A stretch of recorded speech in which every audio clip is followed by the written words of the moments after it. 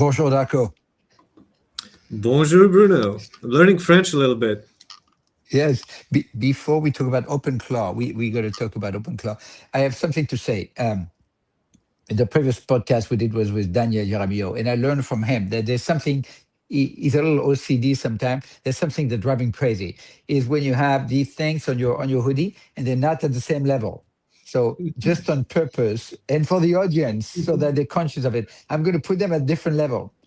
It's amazing how some people cannot stand it. The human brain wants to pull on one side. So it tells you something about the way the brain works. You We should want to not have complete. pointed that out, sir. Huh? You should not have pointed that out. Oh, now the whole audience is, oh no, he's going to pull that thing. It's so annoying, isn't it?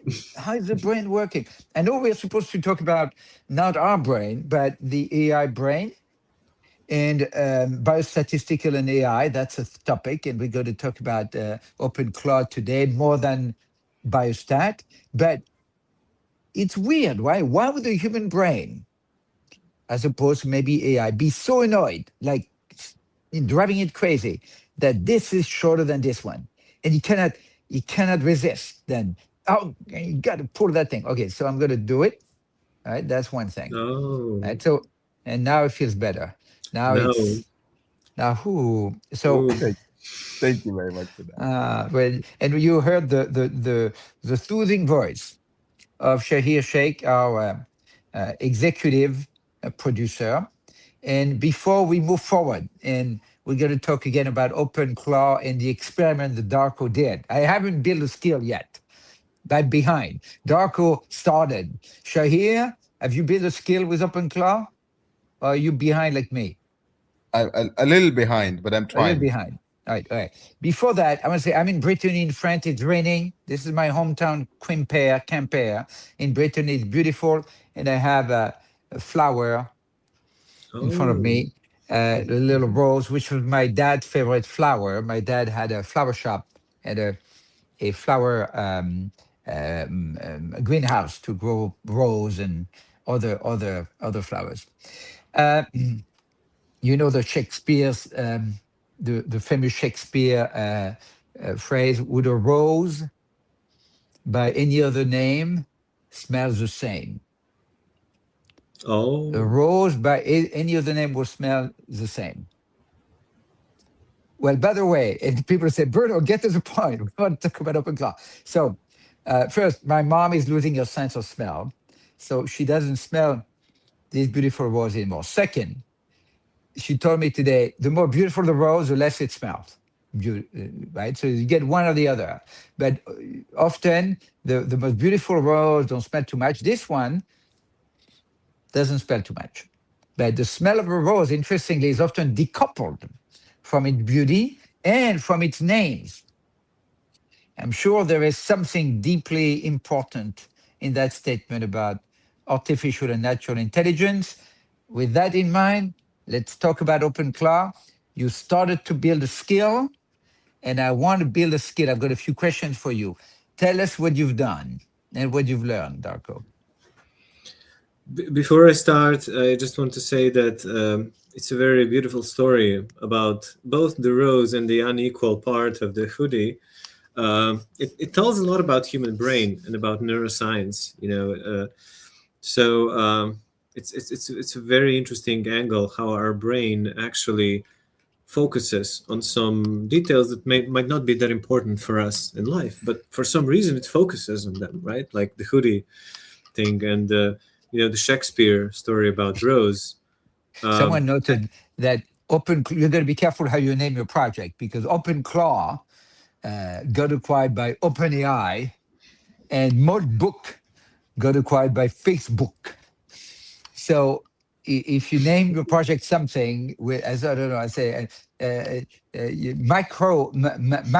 micro skill will be acquired by Microsoft, and you cannot have Google in your name because Google itself is a brand. But So yeah, we have to be careful. If maybe we should name the product Rose. What do you think? Rose, yes. That's right. Oh, Yeah, one more thing. There was that interview of Peter, what's his name, Berger, right? Steinberger, yes. Yeah. Who got got acquired for 1 billion by OpenAI, and he was saying well that the project was working, and then it was costing him money. So I guess when he launched it on GitHub, he was financing it, hosting it. He was hosting it, I guess. But I thought normally you host your own skill on your idle isolated PC or MacBook. No, isn't it the deal? So it doesn't delete your hard drive and go berserk and do all kinds of shenanigans. Yes. But it's interesting that these OpenClaw skills are actually so abundant that if you go right now and look, there are actually repositories of skills where you have thousands, 5,000, 6,000 skills already created by other people, which you can use in your OpenClaw.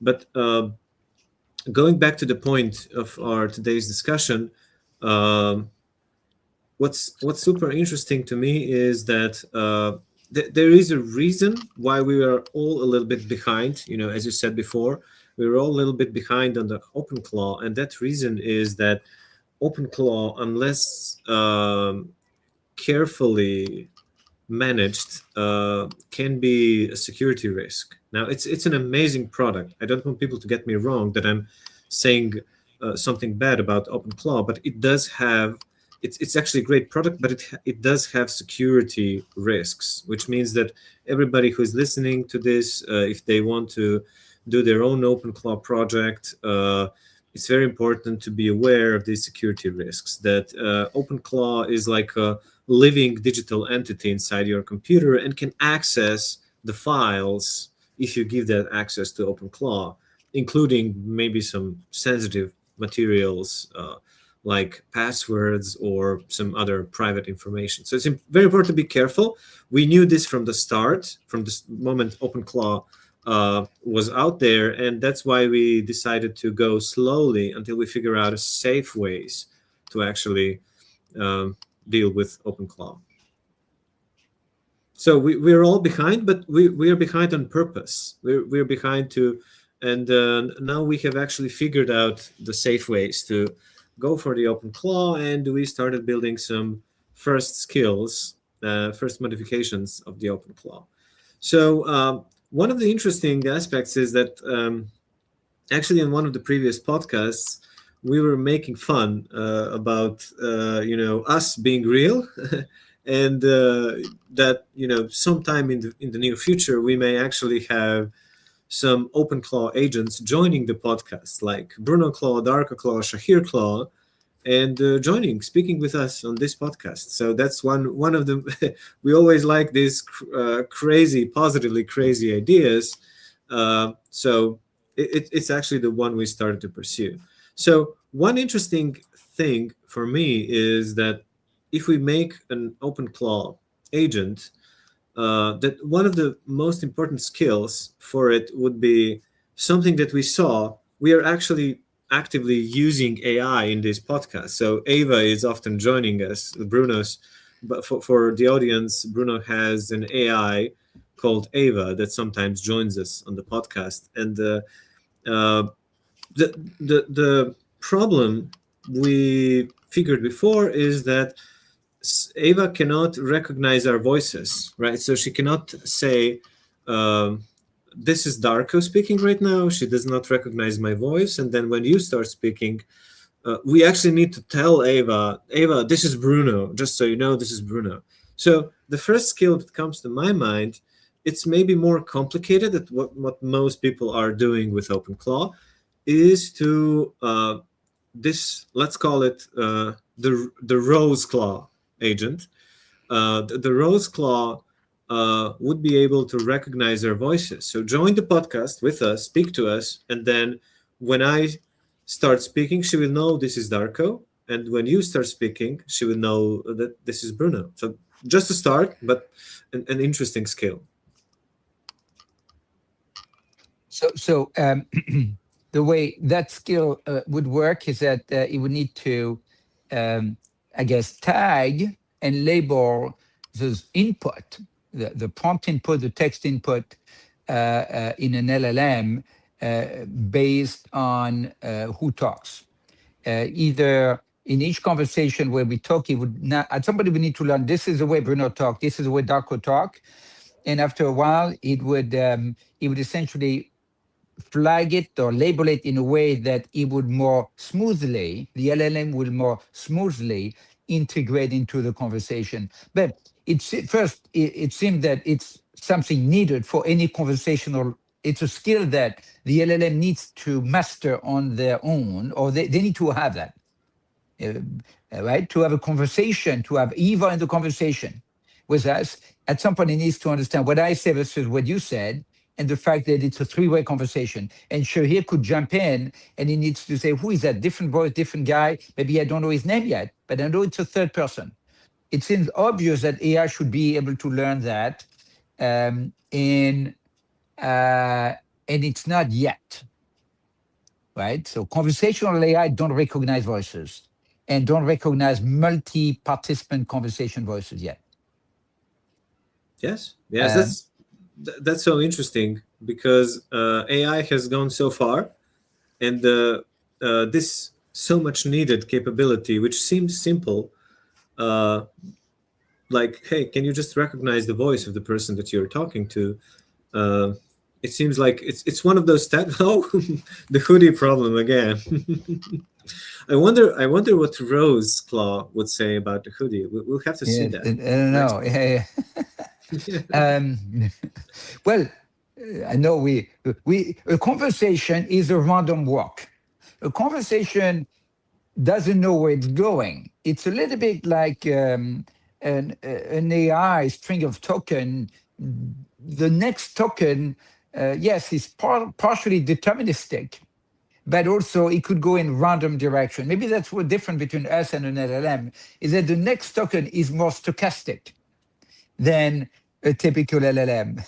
We're an LLM with high stochastic next token, so we can actually veer in weirder directions in a conversation. For example, we're talking about OpenClaw, and we had a few things we wanted to talk about with OpenClaw, and I was talking about roses and sort of strings and the way the human brain doesn't like uncompleted visible tasks, right? So it's if you see something, or if you do a sound, like if you do, I don't know, a pattern that you don't complete, like ta-da, ta ta-da, ta ta-da, ta. The human brain, well, we want to complete things. And in part because human brains are hardwired for pattern recognition. And when you have an uncompleted pattern, it bothers us. Yes. Right? Yes. It stops us somewhere in the middle.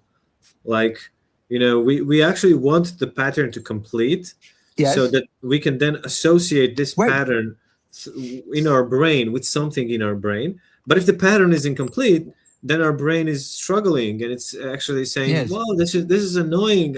You didn't complete the pattern, so now you're making a problem for me." I think it's very deep into the neuroscience there, but it's an interesting angle, really. And maybe it has to do with all you need is attention, right? The famous paper for LLM. But the human brain, the way it put attention on certain things, and all of our attention now is going to be on the fact that the two strings have an indirect. So our attention is grabbed by that that imperfection, that fixable imperfection. And when the human brain sees a fixable imperfection, when I was in school, I had that crazy teacher in the rhetoric, in communication, and he had that wonderful word for an imperfection marked with urgency. Shahir, please search. I need to find it's a very interesting word that is nearly never used, but I'd like to mention it in this weird podcast today. Shahir, please search what is the term in rhetoric or in psychology or in linguistics, and the definition of the term is an imperfection marked with urgency or an imperfection that needs to be addressed with some urgency. So like this, right? So essentially, it's a technical problem, a definition of problem. A problem is an imperfection, a fixable imperfection marked by urgency. And the attention of the human brain grabs onto it, maybe more than an AI would. And this is why that string is so annoying. And I think I don't remember that name, but Shahi, any luck? An imperfection marked by urgency, a fixable imperfection. I think there's an A and a Y in it. It I found a word exigence or exigency. Uh, No. EXIGENCY. Oh, Exigency. no, that's Oh. not it. Ask for synonym. And now, see, that's I cannot continue the podcast until we solve that. We need to solve it. We need to solve it. So exogen, maybe exogen, no? Someone has, if Paul Swanson is listening to the podcast. To actually have the answer for that, Darko. Who? Somebody's calling Somebody's Darko. audience. They Yeah, might have Sorry. Your take the mom. call. Ask your mom. Ask your brother. So No. exogen, no. That sounds something like medical Yeah, I related. think, yeah. Shahir say, okay, move on to the podcast, guy. Pretend you got the answer. You didn't find anything? I found LNM, more. It says aporia, which No. is a Nope. device or something. There's kairos, no. No. Paratexis, No. apodioxis. I love all these words, by the way, but none of them fit with my recollection. Right. You already knew all of these words? No, but no, which is interesting. But so it's interesting to remember a word. I don't remember the word. I think there's an A in it. I think it's 2 or 3 syllable. All right, but that's easy because nearly all words are 2 or 3 syllable. I know it's not 4. It's 2 or 3 syllable. It's interesting that inside your brain, it's actually you already have a pattern. Yeah. So you know something about it. You don't know the exact word, but you know something about it. It's like I had this song that I was listening when I was very young, and I loved the song. And then I stopped listening for some reason, forgot about it. So I felt the melody. I wanted to hear it again. I felt the melody. I have some recollection of it, but I don't know. I don't know the name of the song. Yes. So maybe this is actually an interesting neuroscience experiment where you know something, but so you cannot retrieve it. Yes, you cannot retrieve it. And when you remember the name, some call that's that word, right? So that word. Say it again. You sure it's not aporia? It means expressing doubt, uncertainty, incompleteness. No, it's an imperfection marked with urgency. Maybe try the name of the professor, Marty Stoller. He's dead now. He was a genius. He was crazy, and the best school class I had during my MBA. It's not 2 or 3 syllables, but there is a word which is that's enoculutin. Oh my God, you got these weird words. I love all of them, but none of them is it.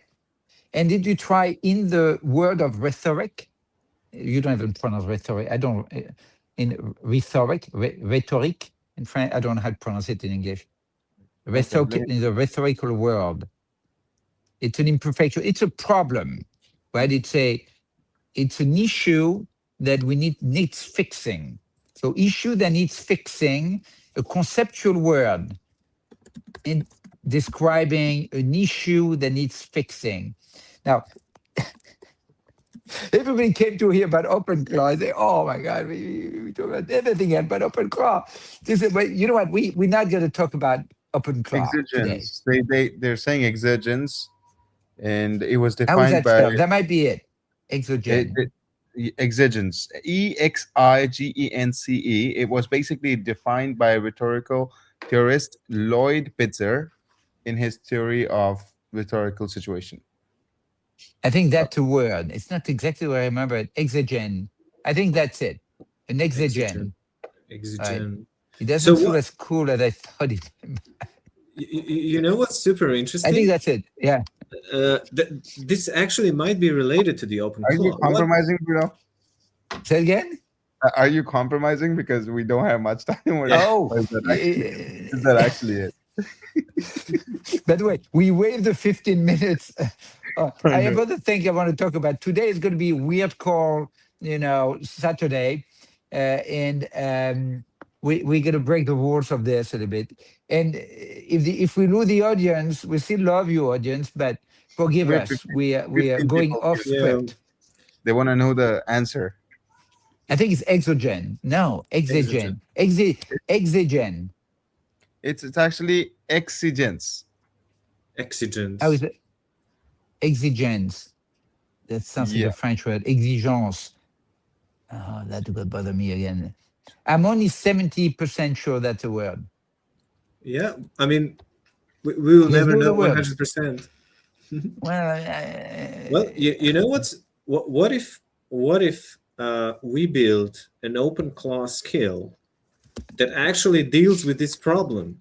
So the AI agent will identify unsolved patterns in our communication or in any problem, and then have an urgent need to solve it.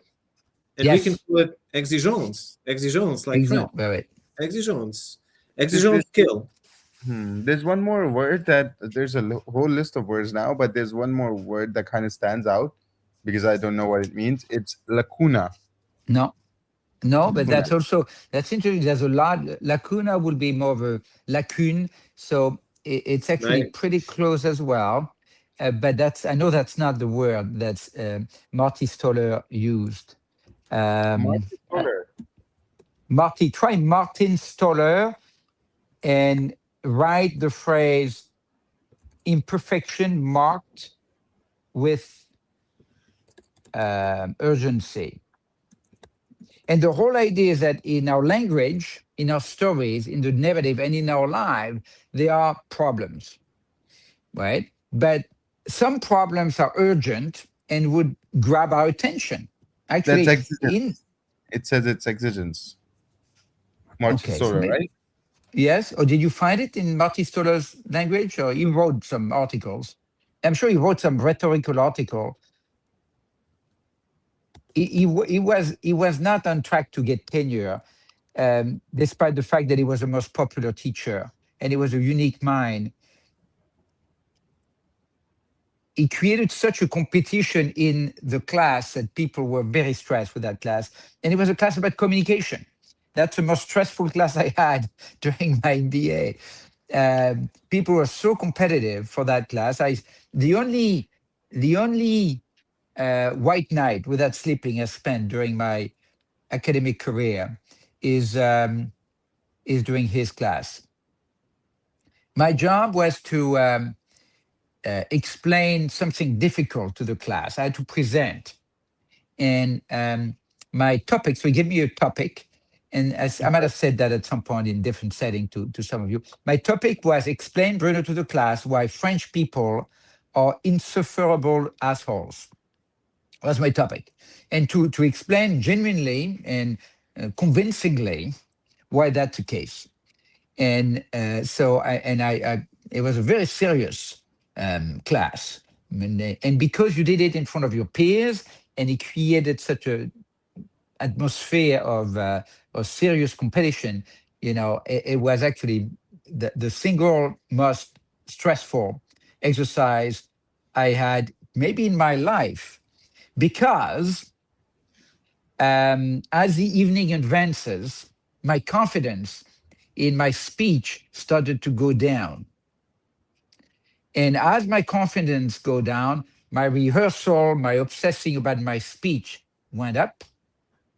I was less and less confident. My that's a good story, maybe. My belief that in the morning I'd be able to stand in front of the class of my peers and make a great presentation started to degrade, and I couldn't sleep. I couldn't sleep. I couldn't concentrate. So in my mind, I was heading towards an iceberg, and my presentation would be a failure.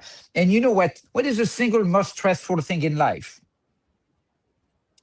Is the single most stressful thing in life is exposition to the judgment of your peers. That's the thing we dread the most. To be judged by your peers and to fail the judgment of your peers. That's extremely problematic for us humans. Somehow we care a lot about what people think. We care about a lot about what strangers think, which is already weird. But our peers, we care a lot because we're social animals. That's normal, right? So, and there's our friend Yeah. Puppy looking at us. So then comes the morning, and I'm heading toward the class, and I'm not, and you know, I learned the speech. I don't remember anything. I think I'm gonna. So in my mind, number one, I'm gonna be asked to stand up, and I make a complete fool of myself. I won't be able to say anything. Number one. Number two, I'm going to fail the class.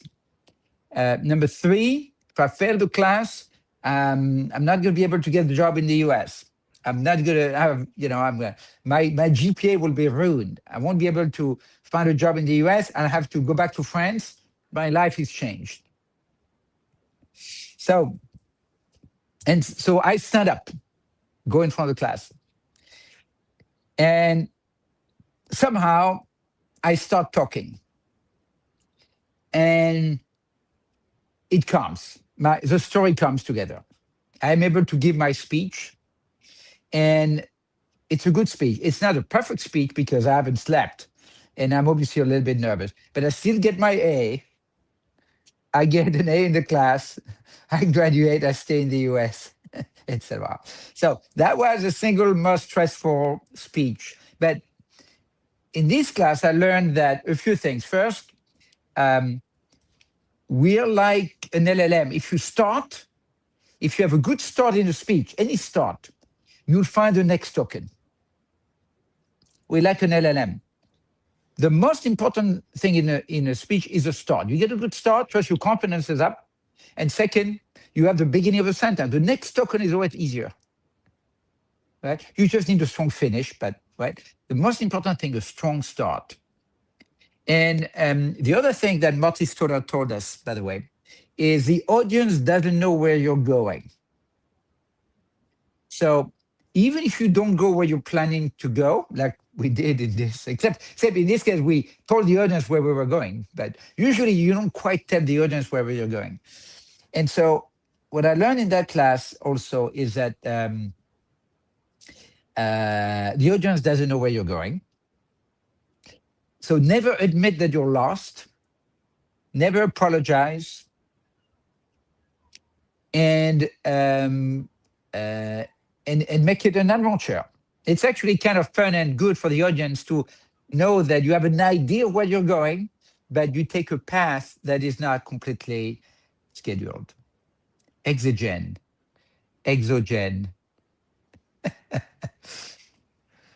What was the name Now, of the professor? That's a great lesson that you gave us, all of Martin us. Stoller. Martin Stoller. And quickly after I graduated, he got brain cancer and died very quickly. I'm so sorry. Sorry to hear that. Yeah. Now, we like to think that he didn't really die, that he faked his 2024. death. 94, graduated in 94. No, he died in 24. It says No. Google. No, that's either a hallucination or a different Marty Stoller. But I always thought maybe he faked his death and went to live in an island after embezzling some money. Can he do that? Marty Stoller was a bit of a unique character. He was a great teacher because he he was a bit crazy. Loco in la cabeza, a little bit. Imagine he's listening to you right now from an island. Maybe he's listening to me. He say, "Oh, Marty Stoller, if you listen to me," he still gave me an A though. So I was That was the toughest A. No, that and accounting. My accounting A was tough too. And then I got It a was B in finance. I wasn't happy about that. My only B was in finance. this story is so interesting to me. I mean, I must say I learned so much from you today, Bruno, and the story about how you actually build your confidence, and also how our brain reacts for in the different phases before the speech, right? That really that was so interesting. And if you think about it, yes, it's true. At the beginning of your speech, you actually your brain will decide what happens next. Like if it starts well, you're going to start feeling more comfortable, and it's all going to start aligning. But if it doesn't start well, what happens then? That's an alternate scenario, right? And when you think about it, it actually doesn't make sense. It shouldn't be that way. We should be equally confident across the entire speech, because we could start saying interesting things in the middle of the speech, for example. But for some reason, human brain is hardwired to react to those two positions, like the beginning at the end. Like the end is like the last impression that you leave.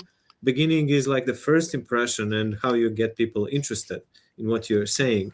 So it's interesting that everything in between may actually be overshadowed by those 2 points, beginning and the end. And it again, it aligns a lot, I think, with the neuroscience and how our Yeah. brain reacts. By the way, while you were speaking, Bruno, I saw you fixing the hood. I don't know, did Yes. you do it subconsciously, Yes. or you Um, actually fixed it a few I times? did. I did. Oh yeah. Oh. The other thing about speech that I use is that so the audience doesn't want you to be nervous, because if you sound nervous, uncomfortable, if you feel you're not having fun, the audience feels bad for you, right? They sense it. Oh, Bruno doesn't is not happy, or he doesn't like to do the speech, if you're uncomfortable, they're uncomfortable, right? Because they feel bad, because they feel awkward if you feel awkward. And so what I find is that I don't feel awkward if two things happen.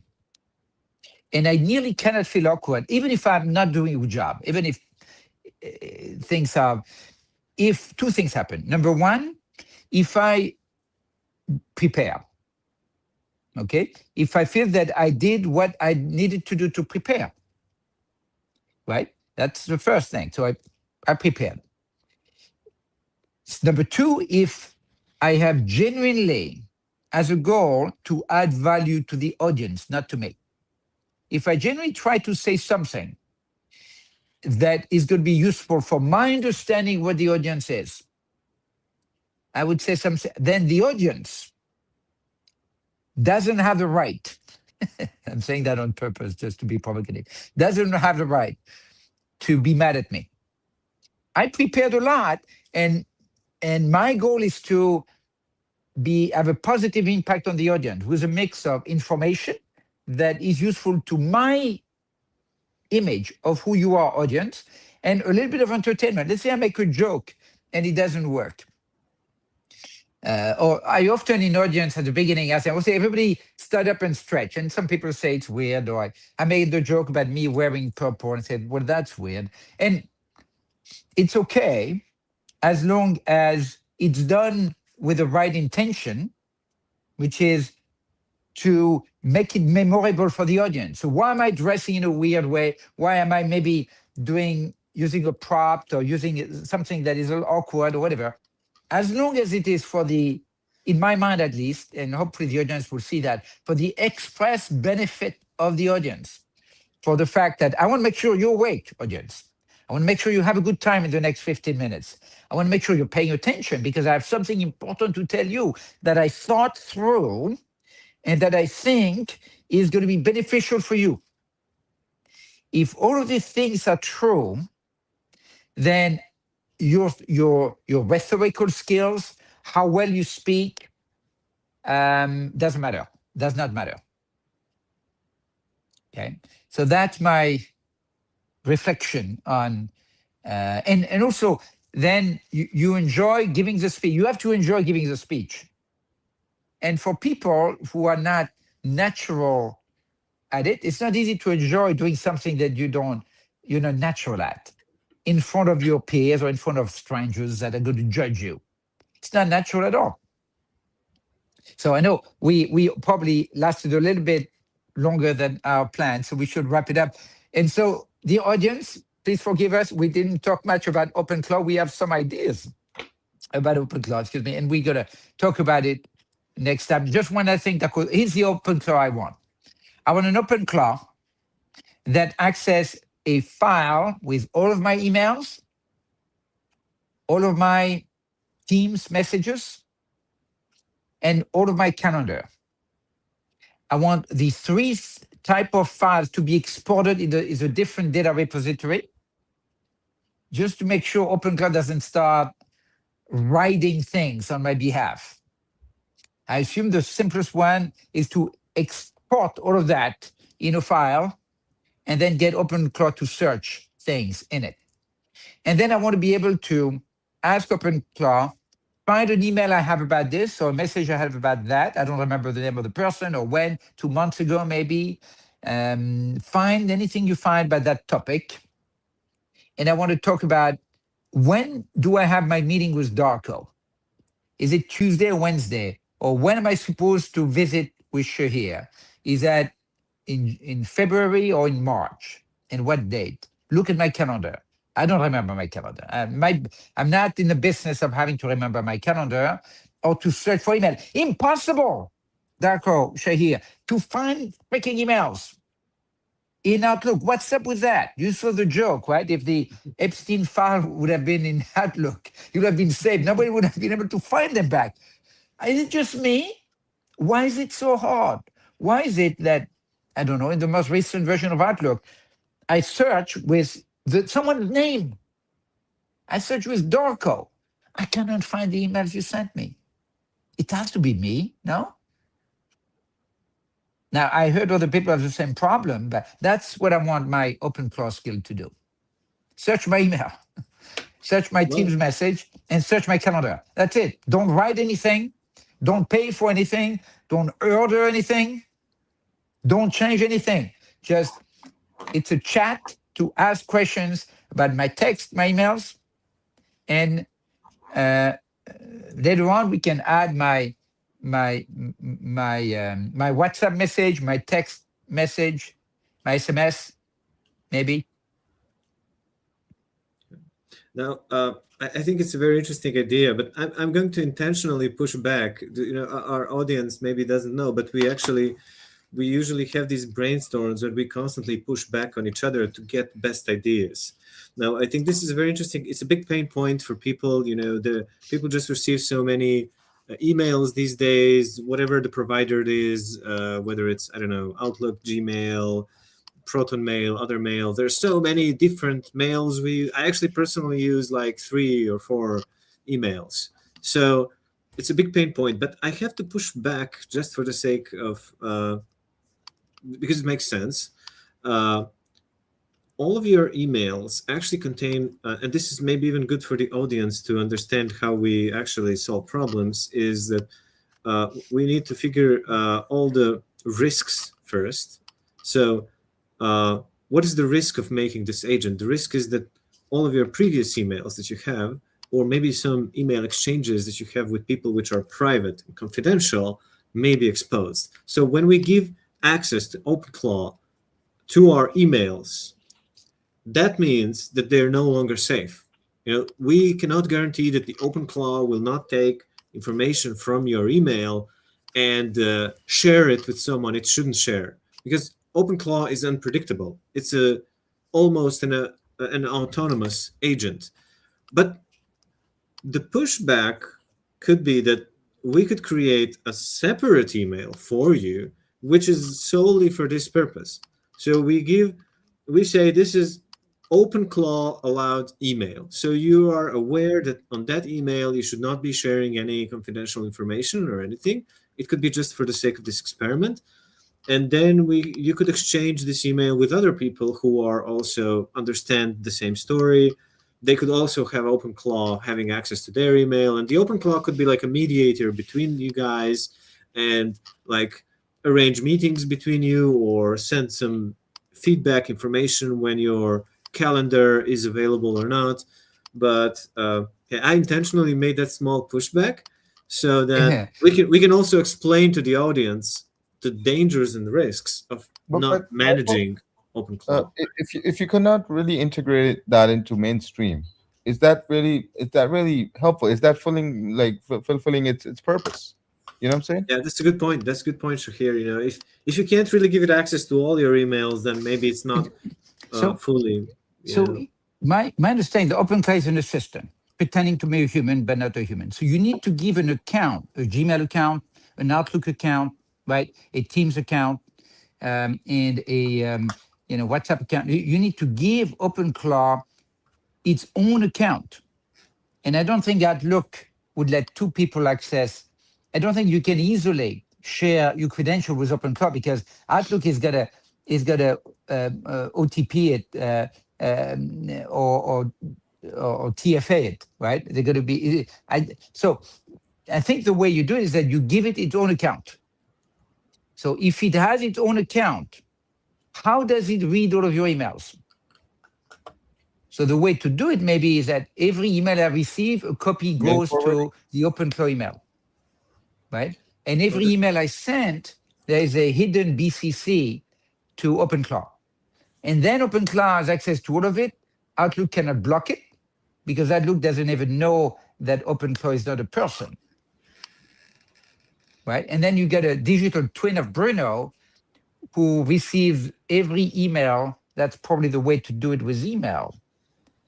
And same thing, and with calendar, it's kind of the same thing, right? I guess.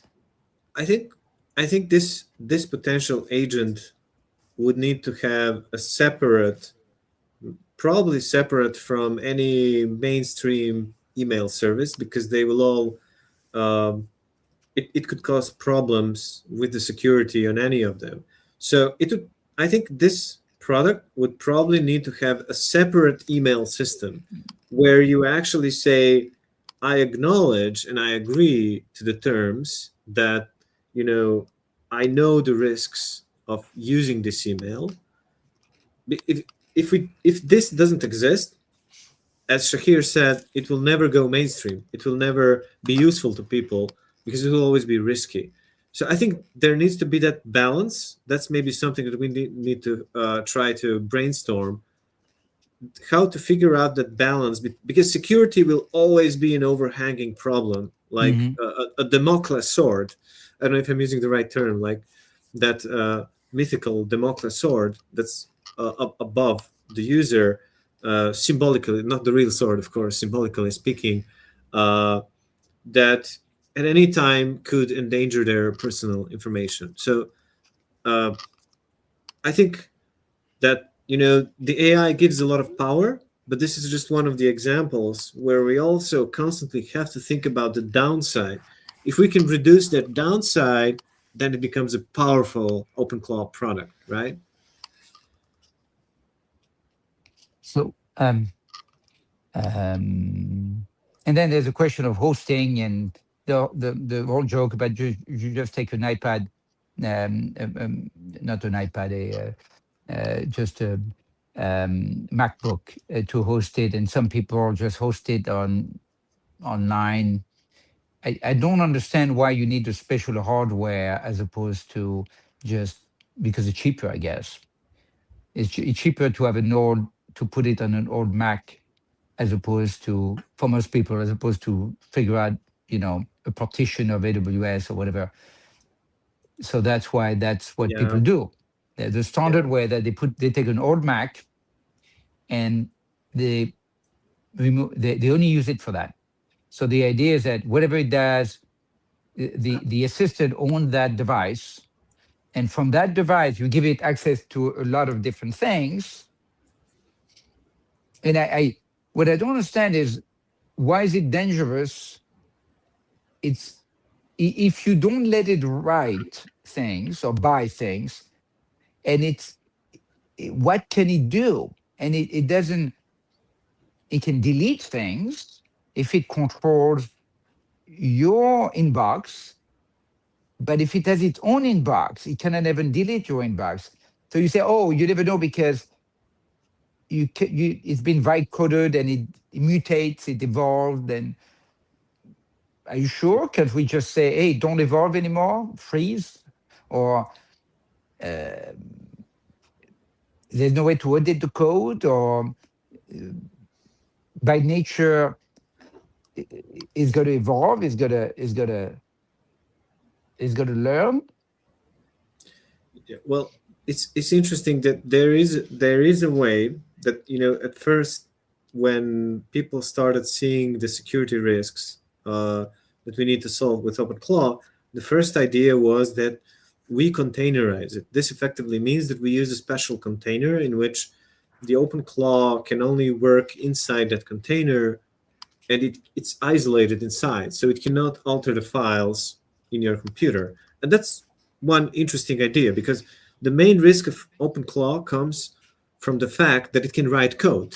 It can write computer programs and execute them, which means that in one moment you could say, well, my OpenClaw is a good robot, right? It's a good robot. But there's no guarantee that your OpenClaw is not going to write some program that's going to enable it to become a bad robot.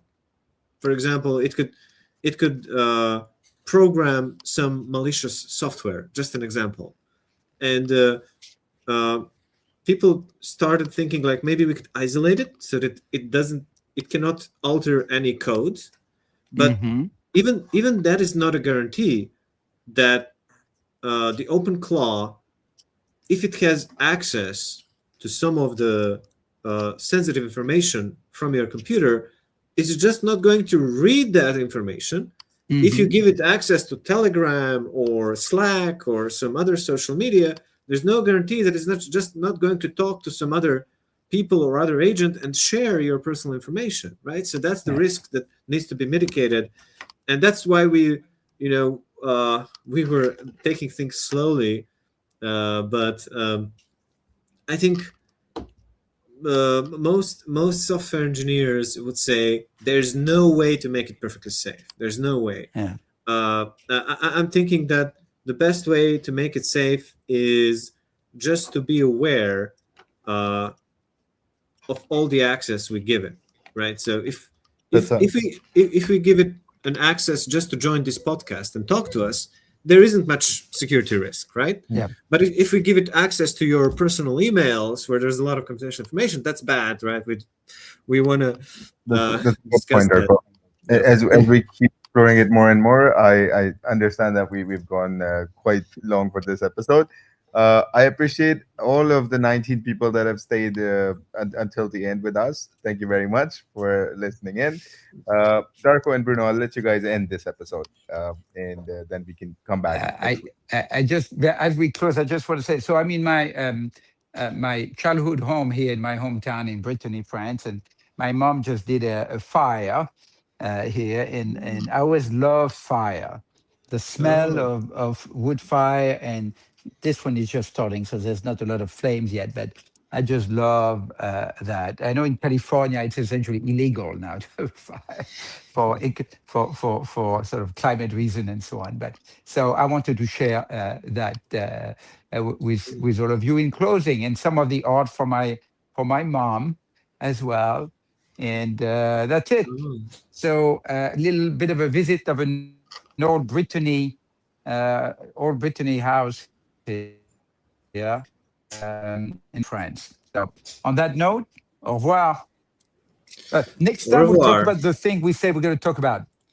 Yeah, we'll try. Oh, not.